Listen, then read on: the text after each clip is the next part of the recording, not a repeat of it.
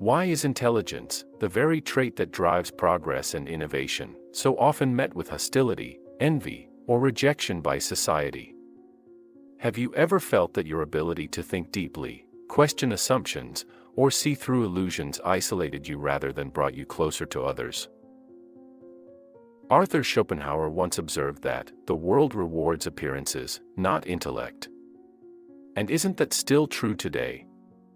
The sharpness of the mind, which should be celebrated, is often a source of discomfort in social settings, workplaces, and even among friends. Yet, this isn't a new phenomenon. Philosophers throughout history, from Friedrich Nietzsche to Bertrand Russell, have grappled with this paradox: why intelligence and insight are met not with gratitude, but with resistance. Today, we're diving deep into the philosophical wisdom behind why being intelligent can make you a target of societal disdain. Subscribe to our channel so that you don't miss out on any philosophical thoughts. Let's continue with the video. Schopenhauer argued that intelligence is a double-edged sword. While it enables us to perceive the truth about the world, it also makes us painfully aware of life's imperfections, struggles, and absurdities. Most people, Schopenhauer observed, prefer the comfort of illusion over the discomfort of truth. An intelligent person, who can see beyond these illusions, becomes an unsettling presence. He put it bluntly: a man can be himself only so long as he is alone, and if he does not love solitude, he will not love freedom. In other words, true intelligence often leads to isolation, because the deeper your understanding, the harder it becomes to connect with others who prefer superficiality or conventional thinking. In a society built on shared norms and collective values, intelligence often challenges the status quo.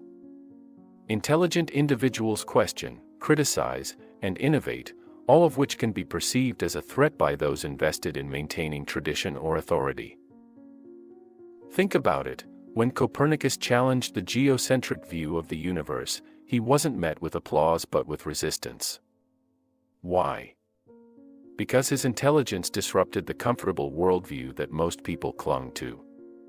Schopenhauer would argue that society resents intelligence because it exposes its flaws, hypocrisies, and limitations. Schopenhauer believed that mediocrity thrives in groups, while intelligence thrives in solitude. This is why society tends to uplift charismatic mediocrity over introverted brilliance. The majority, he claimed, would rather follow someone who makes them feel good than someone who forces them to think critically. An intelligent person's mere presence can make others feel insecure or inadequate, even if they don't intend to. Schopenhauer wrote, "Talent hits a target no one else can hit. Genius hits a target no one else can see." But what happens when others can't even understand the target? They ridicule it, out of fear or frustration. Schopenhauer says the essence of intelligence lies in an ability to perceive the raw truths of existence, to strip away comforting illusions, and to recognize the struggles, flaws, and absurdities of life. However, this clarity comes at a cost: alienation.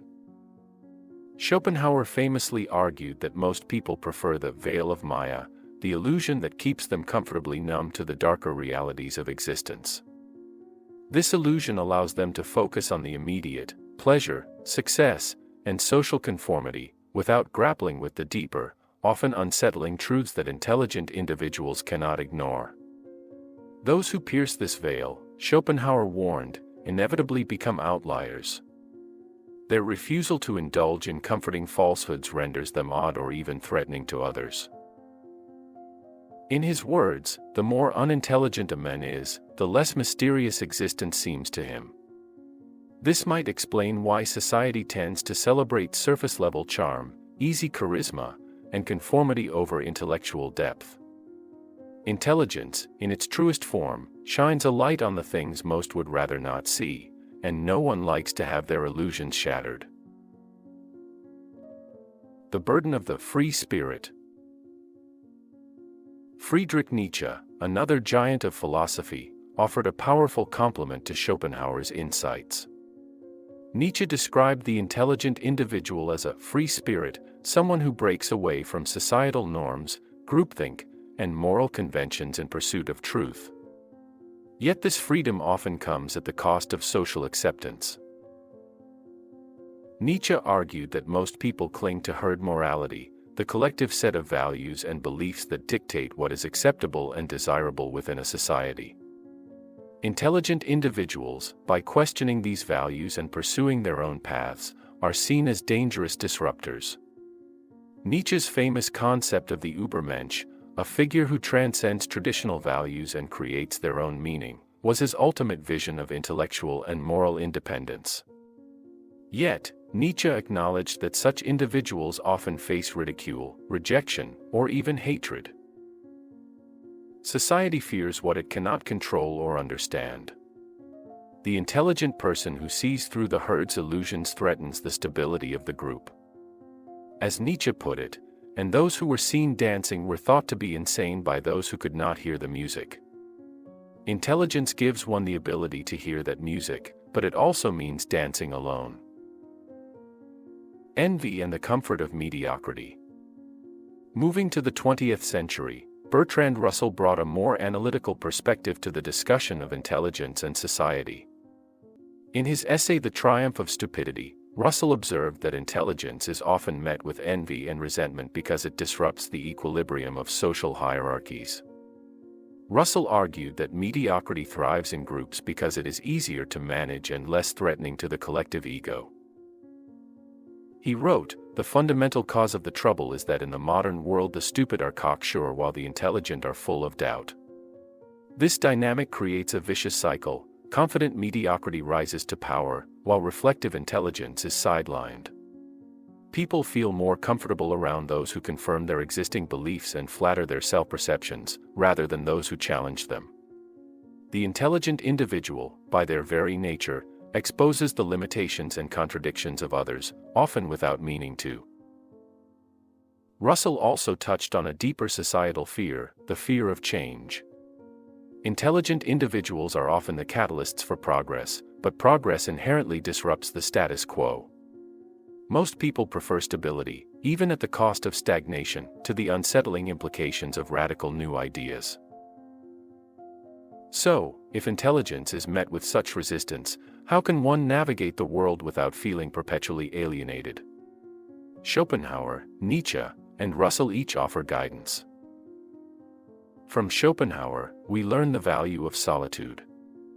He believed that intelligent individuals thrive when they embrace their uniqueness and seek fulfillment internally rather than externally.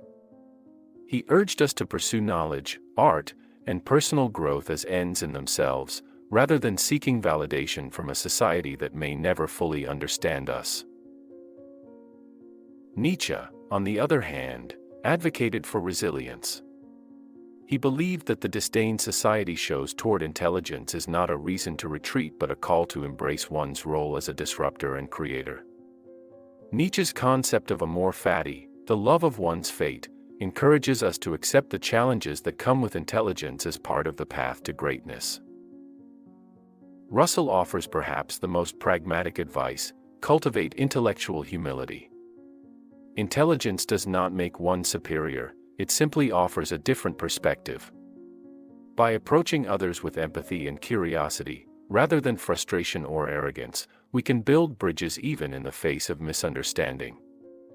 Russell also reminds us of the power of community. Finding like-minded individuals who appreciate and nurture intellectual depth can make all the difference. In a world that often rewards mediocrity and punishes depth, intelligence can feel like a curse. But as Schopenhauer reminds us, it's also a rare and precious gift, one that allows us to see the world as it truly is, even if that truth isn't always welcome. So, the next time you feel misunderstood or out of place, remember, society may resist intelligence, but the world needs it. The question isn't whether society will accept you, but whether you can accept yourself and your unique place in the world. This is the Beyond the Surface channel. Like the video, share it with a friend and subscribe for more videos like this one. Thank you for watching.